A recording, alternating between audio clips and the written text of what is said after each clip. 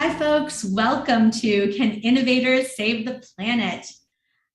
Quick note to all the viewers today. This event is being recorded and will be viewable at the same URL afterwards. You may submit questions in chat, which you may open by clicking the dialog box at the top right of your video player. We will be addressing audience questions near the end. Throughout our discussion, we'll be sharing URLs and resources in the chat as well, so heads up for those. If you're watching an archived recording, those links are available in the overview section just below. Now, welcome to the Climate Innovation Panel. This is hosted by Cornell Female Founders and Funders, eCornell, of course, and Endow. And if you'd like to learn more about some of our work at Cornell Female Founders and Funders, please feel free to check out one of the chats on one of the links that Nick is going to put in the chat. That has a great change.org petition and actually shows a little bit of the research that we've been working on as well. Now I'd like to start with kicking things off and introducing myself and the amazing panelists we have here today. So first, I am Elisa Miller-Out. I'm managing partner at Chloe Capital. We are a venture capital firm investing with a gender and diversity lens in women-led technology companies across climate, education, and health. I also serve as an entrepreneur in residence at Cornell University, and I'm based right here in Ithaca, New York, actually, which is a beautiful sunny day today. And I also serve as an innovation advisor at NYSERDA, which is the New York State Energy Research and Development Authority, and have been involved in the climate tech space as an entrepreneur, investor, and mentor for about the last 10 years or so. Now for introducing these amazing panelists today. Dr. Tina Karsberg is a technology manager at the US Department of Energy. She has a PhD in experimental particle physics from Cornell and has alternated between policy and research management across her career. Today, she manages dozens of research and development projects with a focus on energy storage. Allie Thompson is a project manager at the Climate Service, an S&P Global company. She facilitates the connection between their advanced analytics capabilities and the financial impacts of climate change on businesses and communities. She has over 8 years of experience in urban planning, climate adaptation, and environmental justice. Melanie Santiago Mosier is the Deputy Director at Clean Energy Group and Clean Energy States Alliance, sister nonprofits that serve as a trusted source of technical expertise and independent analysis in support of communities and government leaders working towards an equitable clean energy transition. She is nationally recognized as an award-winning energy and utilities expert and thought leader. And last but certainly not least, we have Lori Saligman, who is a managing partner at Clean Energy Venture Group and a venture partner in Clean Energy Ventures, a $110 million fund investing in early stage companies addressing climate change. With a passion for the environment, Lori has worked at the nexus of sustainability and business for the past 25 years. And now we're going to kick things off with kind of a high-level overview question to get things started here. So, what is climate tech anyway, and what does the climate tech innovation landscape look like from the investor and founder perspective? I'm going to start with Lori to give us some high-level overview here. All right, well, thank you, Elisa, and thank you to everyone who's here today, who's engaged in this conversation. Many of you have realized climate tech, it's critical to life on Earth as we know it. That sounds dramatic, but I think it's true. Climate tech is an important tool both to reduce greenhouse gas emissions and to remove CO2 from the atmosphere. So it's a broad category. It's a new term that's only been in use for about the last couple of years or so. And it includes companies that address climate change or more specifically, reduce greenhouse gas emissions. And within climate tech, there are many different verticals and each is at a different stage of maturity. So within each vertical, there are different opportunities for founders and investors. Now, let's take a minute and break that down. The first thing that comes to mind is electricity production, and that's currently responsible for 25% of greenhouse gas emissions. Renewable energy, such as solar and wind, they're big industries now, but they weren't 20 some years ago. but even still, we're seeing plenty of innovation. So, for example, we funded a startup called Bodhi, and it provides a customer relationship management and project management software tool for residential solar. This is a big bottleneck in the solar industry. And you might not think of it unless you're entrenched in that industry and have the skills to solve the problem. But automating the communication between the installer and the customer is a big deal. And it saves a lot of time for installers. So it means that they have more time to focus on what they do best, which is installing solar panels and getting more green energy on the grid. Another company that's in production, which I like a lot, is called Emergy. And it was started by a woman, Emily Morris, in Atlanta, Georgia. They have this drop-in turbine that can generate electricity from low-flow waters in man-made canals used for irrigation or municipal purposes.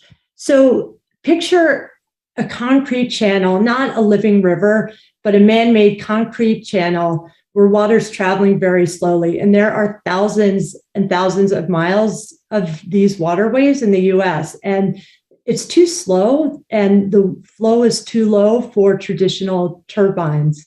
But what Emergy's technology allows people to do is harness that energy and turn it into green electricity.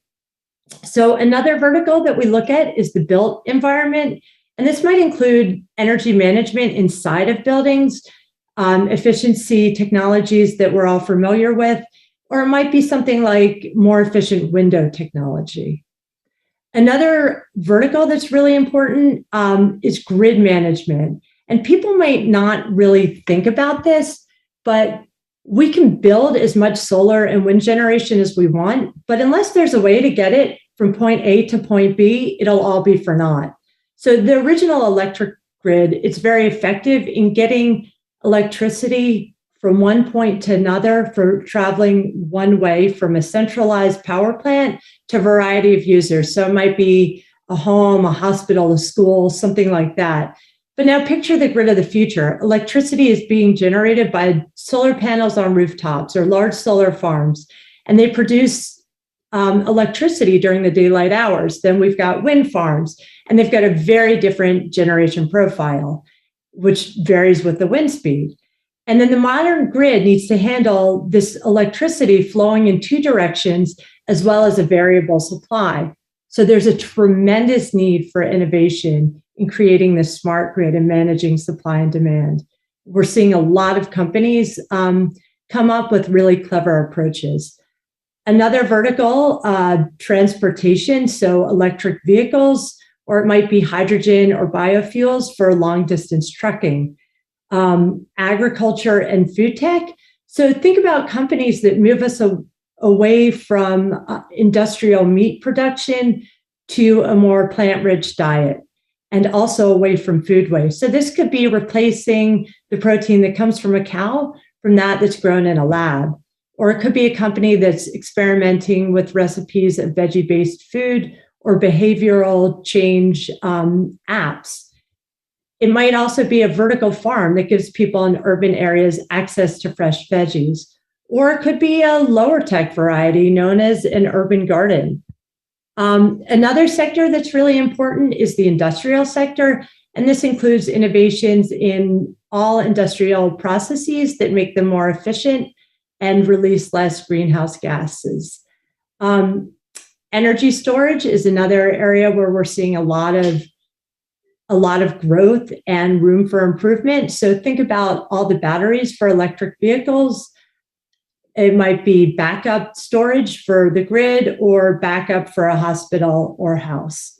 So in addition to these sectors, which for the most part reduce CO2 emissions, we need to draw down the amount of carbon dioxide in the atmosphere.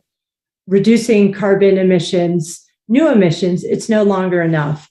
And so here we're seeing innovations to support natural systems that naturally sequester carbon. So ag and forestry, remote sensing technologies to allow these to participate in a more effective manner in carbon markets should they come online. There's a lot of investment almost experimentation, I would call it, indirect air capture, which means taking carbon dioxide out of the air and sequestering it. And we're also seeing companies that are in the carbon to value space. And that means taking that sequestered carbon and turning it into a product.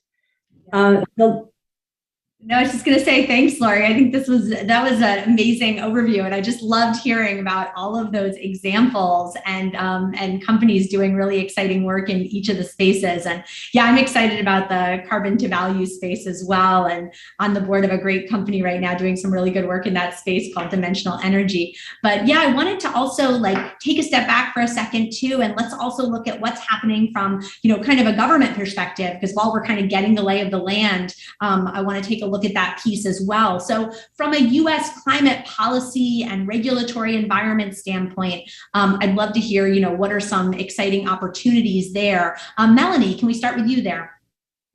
Sure, Lisa, great. And thank you again for having me today. What an exciting conversation. What an amazing and dynamic group of women to be a part of. It's wonderful.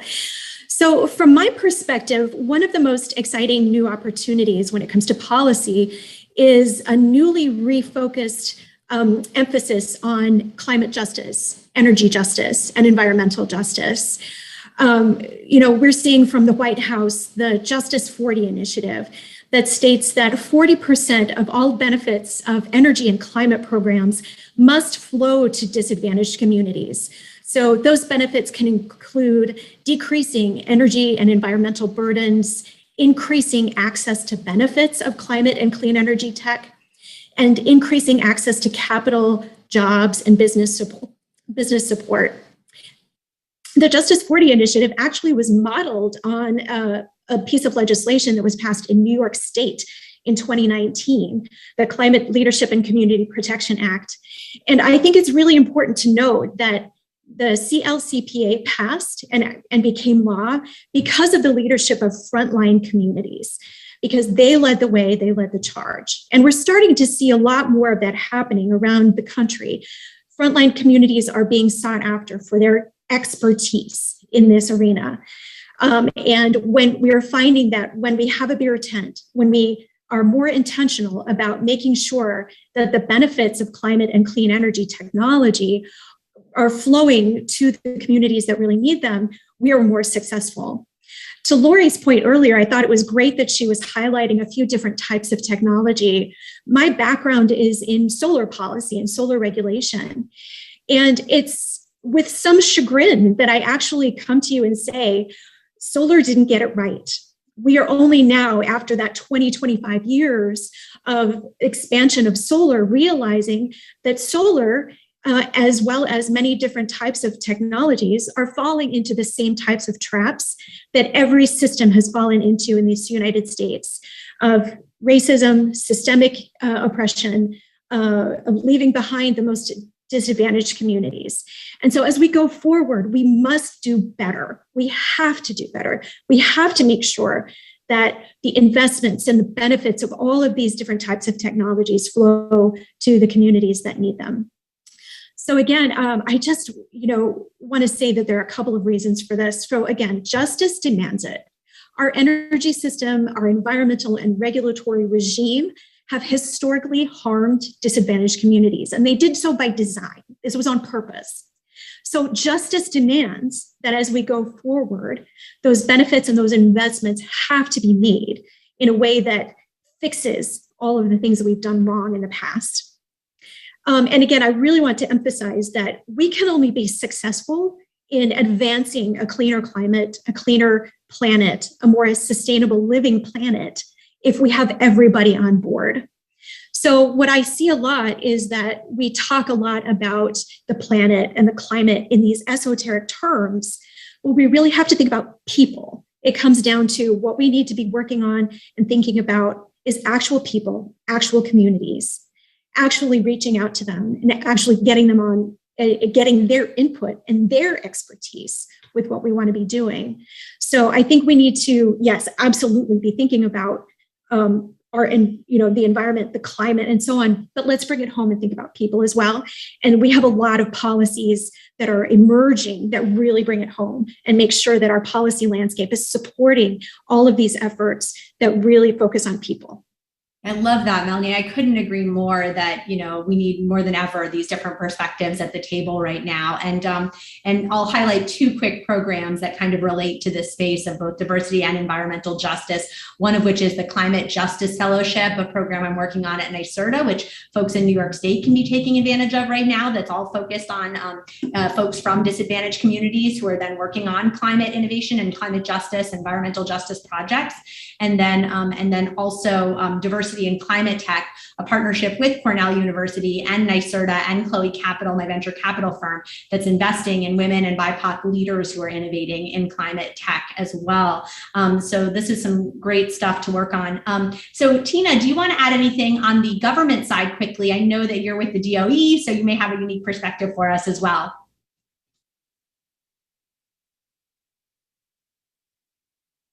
Can you hear me? So, yes, I guess I first have to provide a disclaimer that the views I'm expressing here are purely my own and not necessarily those of AMO, the department, or the federal government. They should be. I think, at the beginning, we had a great summary of some really specific areas of investing. And, I really love Melanie's, people power issue. But I got to confess, I'm an electron person. I used to work on accelerating electrons around alumni fields. So I get really excited about things like transistors. And, me, tech is climate tech. And while a transistor may not specifically pull a greenhouse gas molecule out of the atmosphere, the transistor and the software that runs it will very likely be part of any technology that does so. And so in terms of policy, I think it's very important to think about regular tech, tech climate impacts, mostly are really good, although there's an equity issue with tech. Like enabling us to have this meeting today virtually and avoid travel, or more directly in sensors that measure greenhouse gases and control technology to avoid them. So any tech innovation can be climate innovation, but not in a policy vacuum. And, while I'm not in the regulatory space right now, I can tell you from workshops, people are beginning to get very concerned about exponentially increasing energy use of certain semiconductor applications. For example, Bitcoin alone now consumes more than 0.5%, which is a lot of planetary electricity. And leading artificial intelligence applications, which are booming, they're like the thing everyone's investing in, are doubling the power they use every 2 months. So that's why I'm super excited about the potential for new climate policy, what is called the Competes Act negotiations that are now being conferenced between the House and the Senate, and probably going to be completed by the end of summer. And the reason I'm excited about Competes is that there is an order of magnitude increase in government spending on semiconductor industry. So, well, why is that important? Well, as I mentioned, climate tech is climate tech. And the reason I'm really excited about semiconductors being part of solutions portfolio is their potential for a dizzying rate of energy efficiency improvement. Since the 1950s, the number of transistors on a chip, and hence energy efficiency of transistors, has doubled every 2 years. It's called Moore's Law. It means that every 20 years, energy efficiency improves by 1,000 times. And we've done it 3 times between 1950 and 2010. So that's, let's see, a billion times. So with climate change, we have exponentially increasing problems. So paraphrase, we need exponentially improving solutions. To date, only semiconductors have really shown that they can have these kind of improvements in just a few years' time. This is amazing, Tina. No, I love it. I just love it. I love what you're saying, and I think there's no one who could get me more excited about transistors than you right now. And I love excellent, man. Yeah, no, it's so fantastic. one reason. Yeah. So one reason for this slowdown is that we're reaching the limit of making the smallest transistors with the biggest equipment.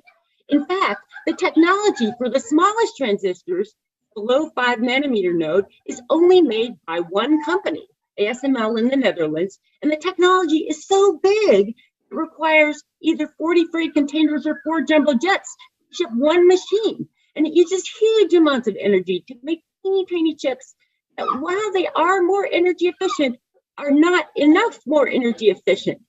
We need something other than smaller and smaller, Moore's law, to keep efficiency going. And I'd like to, maybe later on, I could tell you a little more. We have a plan to keep tech on the good side of climate innovation by coming up with a new energy efficiency scaling law. And just for some background, I have a whole bunch of URLs related to this that I hope have been pasted into chat. Yeah, we'll be sure that Nick puts those in the chat, and we'll be sure to circle back on this too. This was great, Tina. And then I would like to also hear from Ali now on, following up on some of Melanie's points that she made earlier as well here. Can you tell us, why is it so important that we source climate solutions from different perspectives right now? And how are these issues around climate justice and equity critical to climate innovation? Sure, and thank you, Eliza. So not all climate impacts are created equally or distributed equally. Our most vulnerable communities will face disproportionate impacts to climate change. And so we ask ourselves, who are our most vulnerable groups? These tend to be our low-income communities, people of color, members of the LGBT community, people with disabilities, elderly people, and even really young people such as children. They are all more susceptible to risk posed by climate change. Studies even show that women and men are experiencing climate change differently. As gender inequalities persist around the world, we are recognizing the important contributions of women as decision makers, stakeholders, educators, and experts across energy. So women can lead us to a more successful long-term solutions to climate change. And so we have to think, what would happen if we had representatives from all the above groups that I mentioned in these positions to make decisions about climate change. Yeah, thanks, Ali. That's so critical. And Melanie, was there anything else you wanted to add on that topic as well? Ali got it right. What we're talking about on this panel is innovation. And we know that greater diversity, more voices from different perspectives leads to more innovation, and that leads to more success. There are countless studies that link greater diversity to better results. And that's particularly true with organizations with diverse leadership. So greater representation, greater voices across more differences brings more perspectives and spurs more innovation. So more innovation, more critical thinking, more creativity leads to more solutions. And I really want to say something very important here. Frontline communities, communities of color, tribal communities, low-income communities have been leading on these solutions for hundreds of years. Tribal communities and communities of color are the original environmentalists on the planet. So these are communities, and as Ali pointed out, these are the communities that are hurt first and worst by the negative impacts of climate change. So they have by necessity been working on solutions for hundreds and hundreds of years. So it's really important that we honor their leadership as we go forth and try to implement greater innovation. So I just really think, again, I'm going to repeat myself again, like bring it back to the real people and bring it back and really honor leadership where it needs to be honored. Yeah, thank you for bringing that back, Melanie. And yeah, absolutely, that sort of approach of thinking about things from the 7 generations and stuff. These are all concepts that Indigenous and Native American leaders have been leading the way on from the very beginning here. It's so important that we listen to all these different voices and elevate all these different voices and empower them to then bring these innovations and solutions to light for all of us as well. So Lori, coming back to that topic too, what, in your experience from the investor perspective, what have some of the new leaders in climate innovation brought to the table, and how has that impacted some of the outcomes that we've been able to achieve so far? Yeah, thanks. And I really like the way this conversation is going and being framed. So I've been in this field for a long time and long enough to see a change of thinking. 20 years ago, sustainability, it was an afterthought. It was something that was in a corporation's philanthropic arm or maybe marketing. And what's different now is that many different people are coming into climate change. It is front and center. So we have bright leaders from everywhere, and we need more scientists, business people, policymakers. We need everybody to be focused on it now from their perspective, bringing their thinking and bringing their experiences. These people in their various areas, what I'm seeing now as an investor is people are seeing the holes and figuring out how to fill them. They're seeing the problems and they know they have a solution. So following up on the diverse leaders, a company that I really like, it's called Block Power. It's founded by Donnell Baird, a man of color, and he is democratizing the installation of solar and of heat pumps. So healthy buildings. And why should it be that only people of wealth with a first or second home should have an opportunity to have these technologies? So he's going into neighborhoods that don't necessarily have access to solar, access to financing for solar, to rental apartment units, to bring in financing to landlords to install a healthier and less expensive system that's also green. And because of his lived experience, he's able also to employ people, give people who might not be given a chance to work in these companies and be given a chance to grow their careers. So the impact that he's delivering is multifold.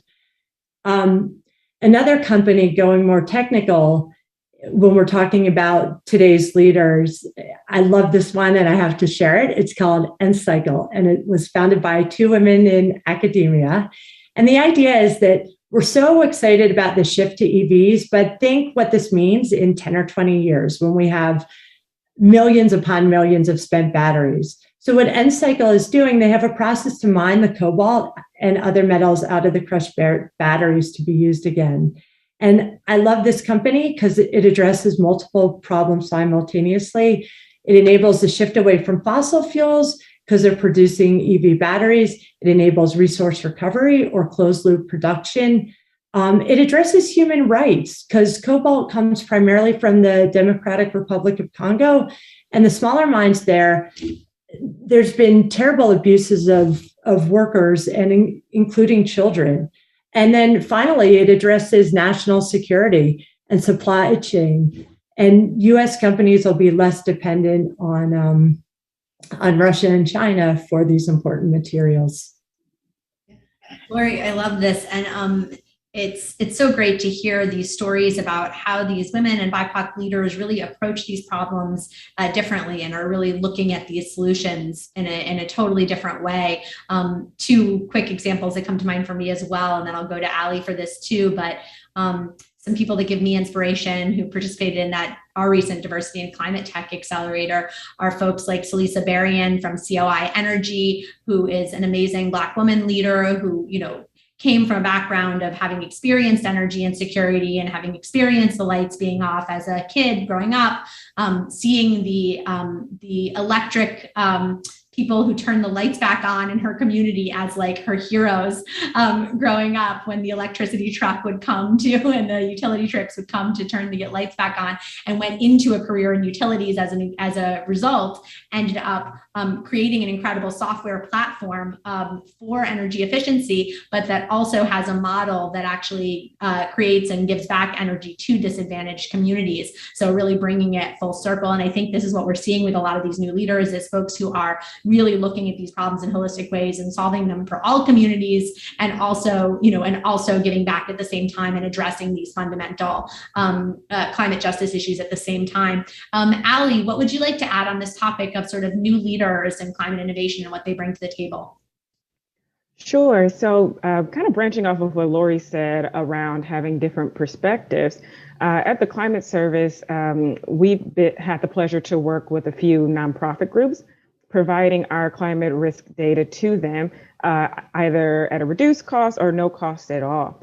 And so one of these groups that we've worked with in North Carolina is a tribal community where we've seen that traditionally women are responsible for the crop cultivation and food distribution.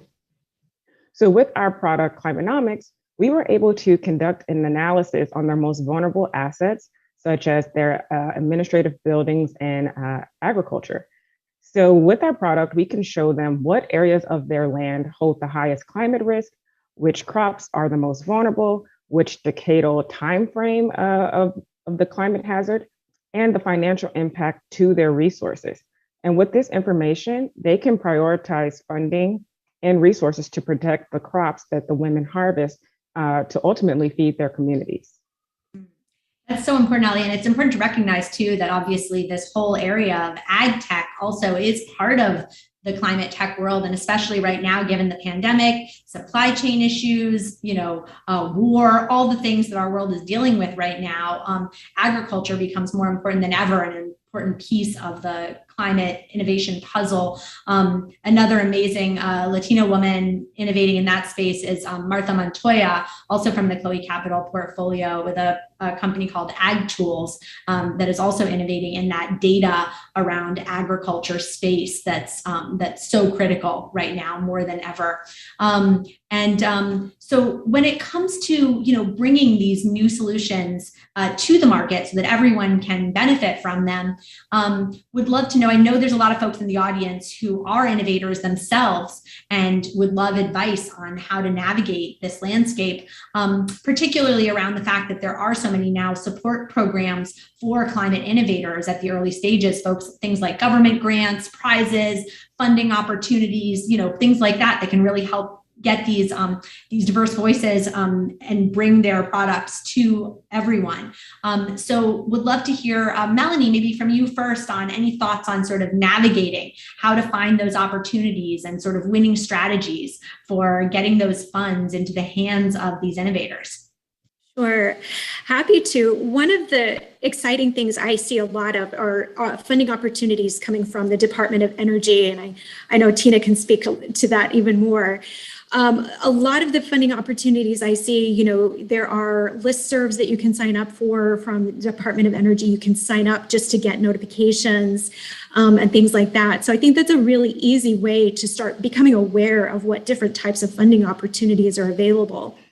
Right now, partially due to what I do for a living, but also just partially due to the policy landscape that we're in, I actually see a lot of funding opportunities being issued that are really very focused on equity, on energy equity, and climate justice. And many of these opportunities actually require you to have a partnership with a frontline affected community. And so I would say that in order to be strategic about this, you need to be authentic about it.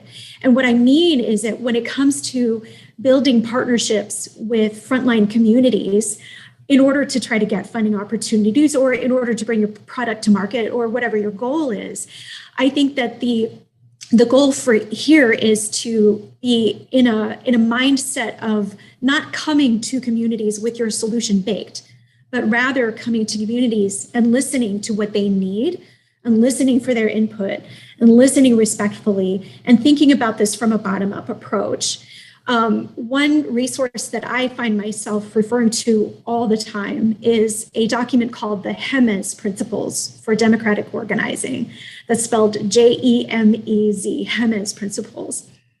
That is a set of principles upon which the environmental justice movement is built and the climate justice movement. And it talks about bottom-up partnerships, bottom-up decision-making, bottom-up approaches to how we do this. So my advice for people, again, looking for those funding opportunities that are encouraging innovators to be in partnership with frontline communities, is do it authentically.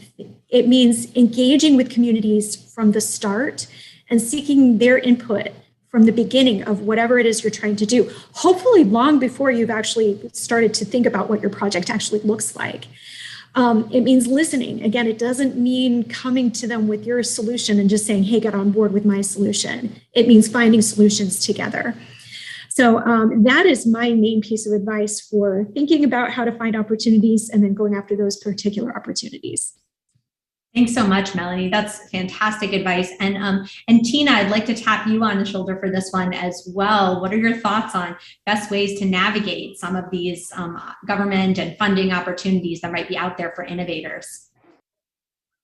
Well, as a government employee in what our secretary calls the Climate Solution Department, I can tell you that I and my colleagues are super motivated to make our new and existing programs work better. But, you know, they are bureaucratic. We are a bureaucracy. And so my general advice is reach out. If you want to know a government program or know about one but are having some problems, contact us. A lot of us are on LinkedIn. Some cases our emails are listed. And I'm always happy to help or connect with someone because it makes me learn how to improve our program.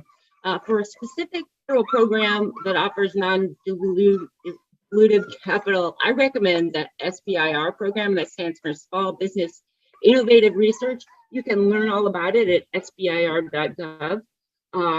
Or this program that's been around since 1982 and is now at 11 federal agencies. Or if you want to see some of my work in this area, there's a URL is energy.gov EERE SBIR, which I think they're posting in the chat.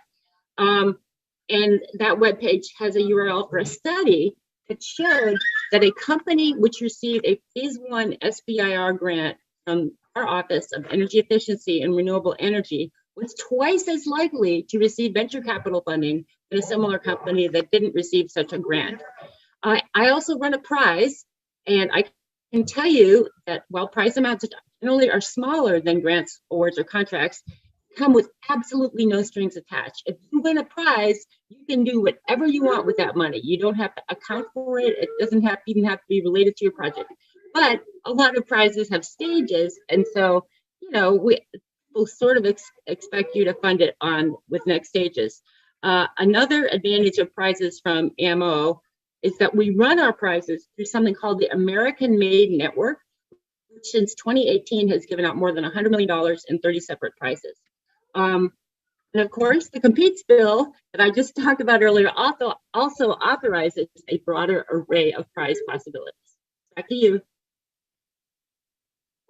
Thank you so much, Tina. That was super helpful resources and tips. And hopefully Nick is popping some of those in the chat as we speak as well, because it's exciting for people to take advantage. I really would love to see more people taking advantage of things like the SBIR grants, things like that. I know that it took me a long time into my entrepreneurial career before I even knew those things existed. And when I learned there was like millions of dollars in non-dilutive funding available to early stage entrepreneurs, it was really transformational. So I've also been trying to spread the word about those opportunities and get more folks taking advantage of them. So this is terrific.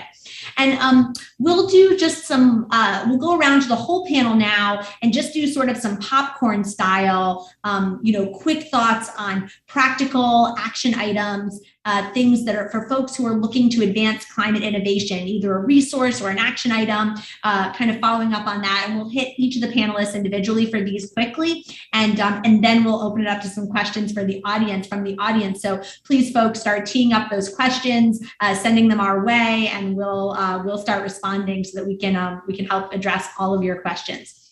Let's start with Allie on the quick popcorn advice and resources.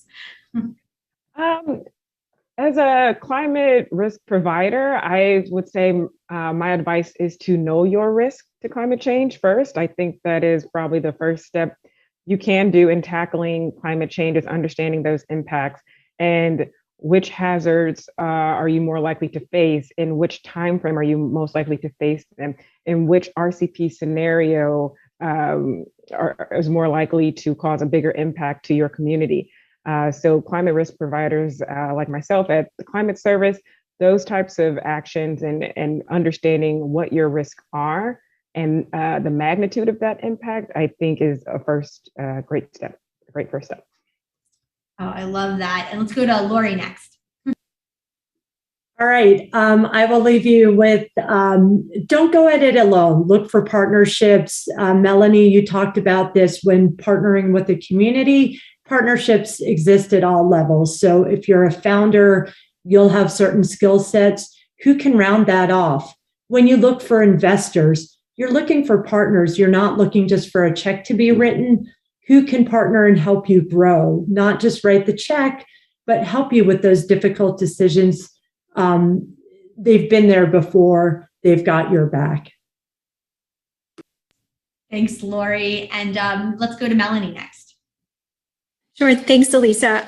I'm going to come back to partnerships again. I love what Lori talked about with regard to partnerships in all shapes and sizes. My advice, is again, thinking about the importance of partnering with environmental justice communities, communities of color, and others on the front lines. It takes time. It takes time to build trust. It takes time to build those relationships. It is going to be a major investment of time. And so start now is my advice. Great advice. And now Tina, go ahead. It's hard for me to be practical, as my husband says, but I think what's not practical is to keep doing what we're doing. As I said in the beginning, we have exponentially increasing problems.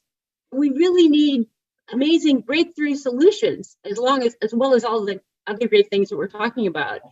So, this Competes Act I'm talking about, it really could be transformational in terms of investments in the tech community, but only if the tech community also thinks about the climate when it's doing this. So it's a net positive and instead of a net negative. We tried to come up with a way of talking to the tech community in a way that they understand, like they understand Moore's law and scaling. And so we're like, okay, so let's do what you guys used to do, which is increase energy efficiency by 1,000 times in 20 years. Can you do that? And they're like, well, because before they only did it sort of by accident, because they were miniaturizing for other reasons. Now, I think we should challenge the tech community, regular tech, to do the right thing with climate, to be thinking about climate, because, we only have one planet. Semiconductors, for example, use nearly 4% of planetary energy use and is doubling every 3 years. So, we need to do something really radical, and we're proposing this new scaling law that we call EO2, which stands for Energy Efficiency Scaling Law, of doubling energy efficiency every 2 years for 2 decades until we get to 1,000x energy increase. Can I do like a little success story too? Because I didn't get to be in the success story.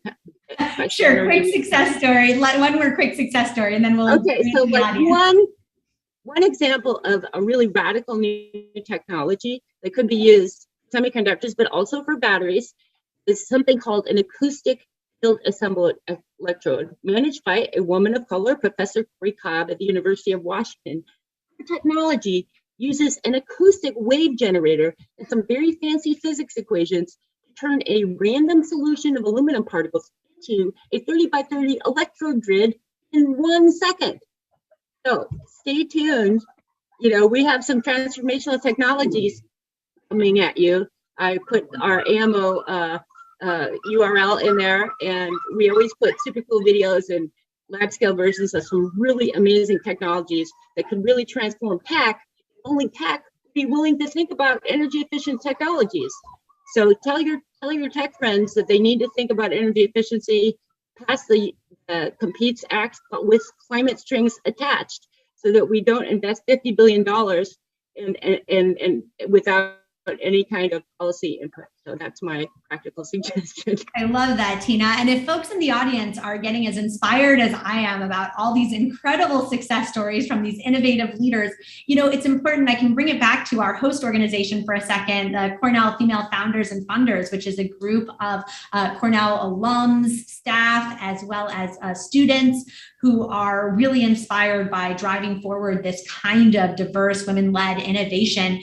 And I wanted to point out that, you know, it doesn't have to be a sacrifice. So if there's investors in the audience, you don't actually have to sacrifice returns now by investing both in climate tech and investing with that gender and diversity lens. It's actually just good business. And the data shows over and over that it makes better business sense to invest that way. So to highlight that, I'm going to share some of the research in the chat that the group Cornell Female Founders and Funders has been assembling on this topic. And I'll ask Nick to once again share that change.org link to our petition that also has in it a great little research brief that you can download that shows a lot of the research and data on this investing with a gender and diversity lens and how that just makes good business sense and how it then also leads to better innovation and solutions to the most important and urgent pressing problems that face us, like climate change.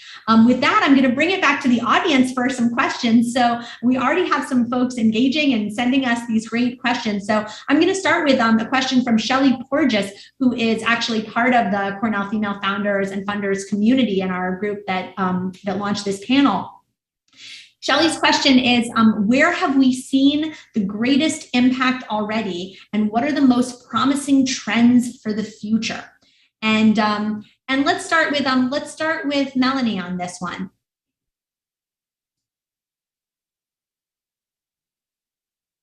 Sure. From my perspective, one of the biggest impacts that I'm seeing is that when frontline communities are sought after for their input and their expertise, we win big on policy. So New York Climate Leadership and Community Protection Act, Illinois, one of the most aggressive climate change laws in the country, was passed just last year, the Climate and Equity Jobs Act. In California, in Massachusetts, in states all across the country, and at the federal government level. So my perspective is that the impact of inclusive policy design and inclusive policy action is huge for the technology innovation that's coming after it. Love that. And Lori, you look at so many different companies. What are you seeing from a trend perspective? You know, when I heard this question, it really made me think.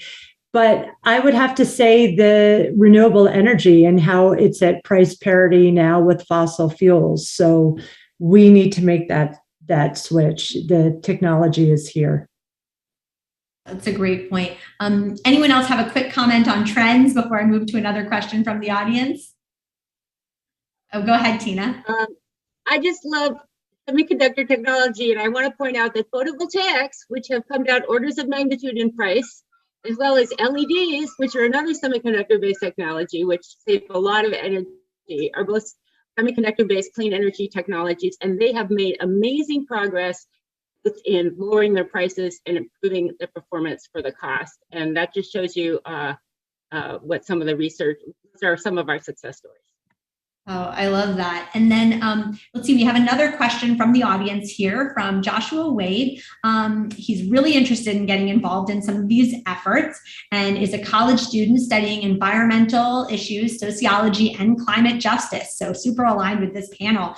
And he's looking for resources, internships, and networking. Let's see, Ali, would you like to take that one first? And then we'll see if anyone else wants to chime in here.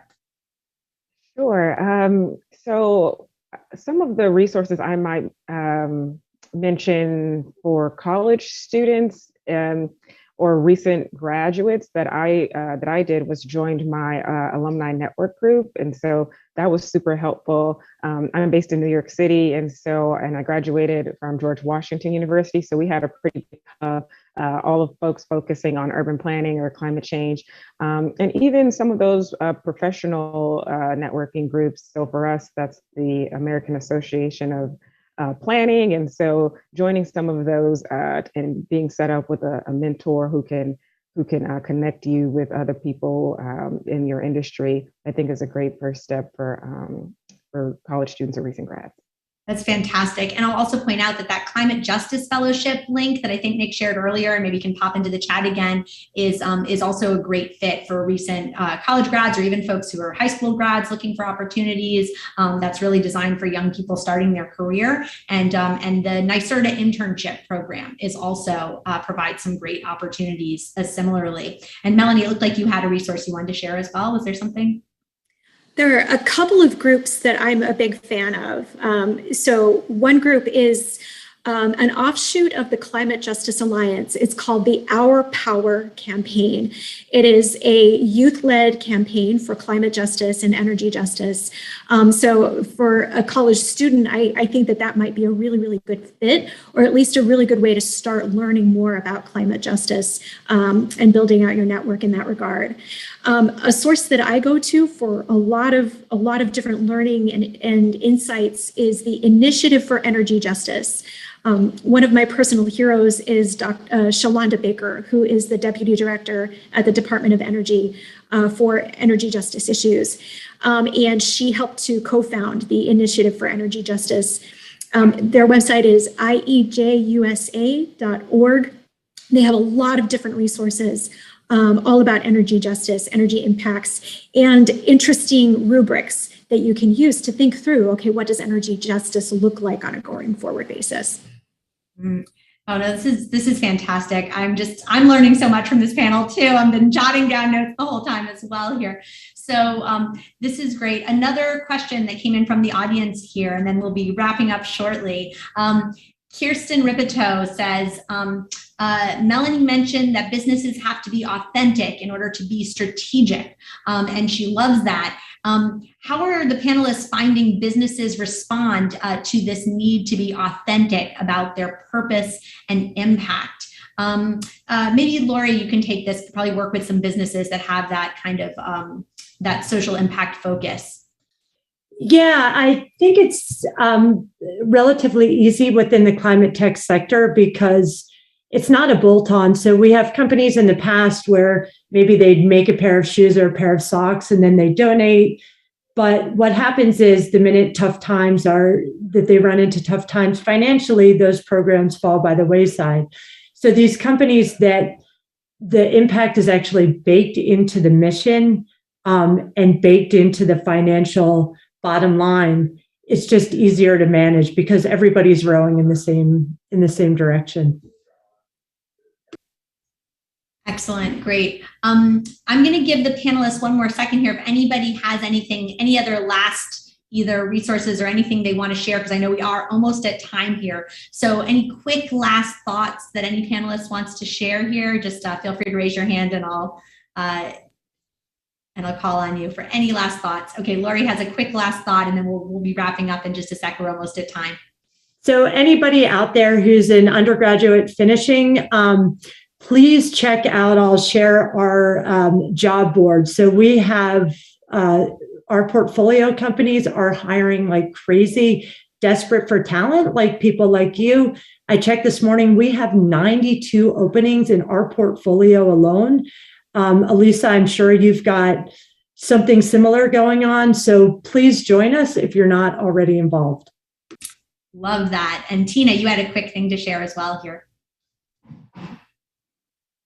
Yeah, I was just going to say, this plan we have to increase energy efficiency 1,000 times by 2042. We know how to do the first 10 years. We actually have a plan, but after that, we need like a radically new approach. We're talking some of the self-assembly or field-assisted assembly. We need students to also go into this kind of tech and look at what I call micro manufacturing and get away from huge giant machines and figure out, more community-based solutions, basically, that are more distributed and more customized that also enable enormous energy efficiency gains.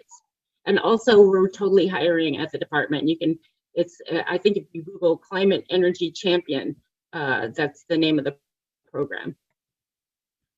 Fantastic. Any quick last thoughts, Allie?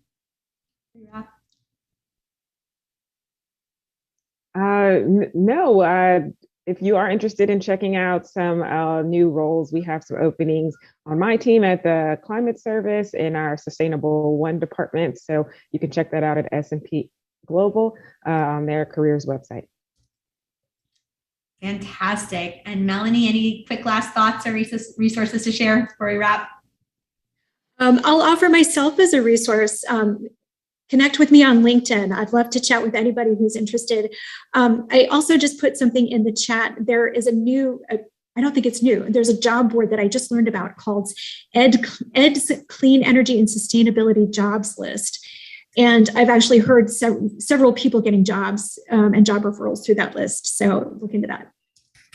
Wonderful. And I'll ask Nick to share our contact info as well, if you could, in the chat here, so that if anybody else wants to follow up with me for questions, additional questions, the panelists or anything, you can reach me at info@chloecapital.com. And I just put that in the chat as well for Nick here. We just want to take a moment to thank the amazing panel here. This was such an engaging and lively discussion, and I learned so much more about these incredible resources for climate innovators of all genders and races out there. And we really look forward to hearing more from all of you and hearing from the incredible work all of us are trying to do here to save this planet for all of us and to build a better future for all of us. So thank you everyone for joining today. Thank you to the rest of the audience, and you will hear more from us soon. Thanks so much.